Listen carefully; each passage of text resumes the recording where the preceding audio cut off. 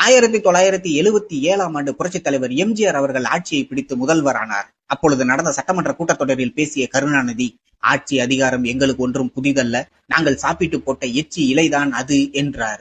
எம்ஜிஆர் எழுந்தார். நீங்கள் எவ்வளவு சாப்பிட்டீர்கள் என்று கணக்கு பார்க்கத்தான் நாங்கள் ஆட்சிக்கு வந்திருக்கிறோம் என்றார். சட்டமன்றம் கரவொலியில் அதிர்ந்தது.